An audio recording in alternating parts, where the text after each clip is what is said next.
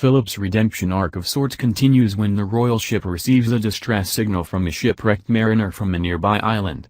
They bring the mariner on board and the surgeons operate on him, saving his life.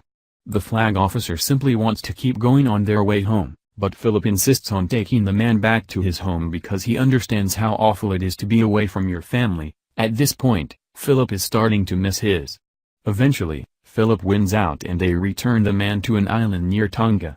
Naturally, Mike continues to misbehave there and chronicles it all for the Thursday Club, which will come back to bite him and the royal family in the butt.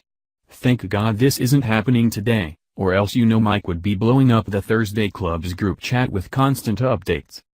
Meanwhile back at home, Mike's wife Eileen, who has long suspected her husband of infidelity, meets with a lawyer to discuss divorce.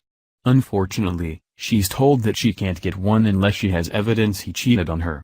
So, Eileen sets out to find some and reaches out to a cocktail waitress named Lily who works at the club.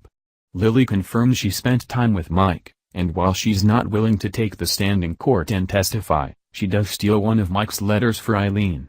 Eileen was sure her husband was cheating, but she's still visibly shaken once her suspicions are confirmed. Alas, Michael, Aden and Martin catch wind that Eileen is seeking a divorce. They're worried that Eileen and Mike's divorce could reflect badly on the royal couple and lead people to wonder if Philip cheated on Elizabeth, so they take steps to improve the couple's public image.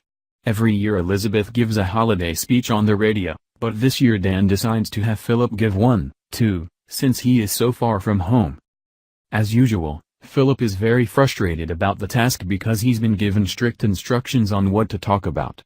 But his speech ends up being somewhat cathartic as he uses it as an opportunity to address his wife and tell her how lonely he is on the royal tour.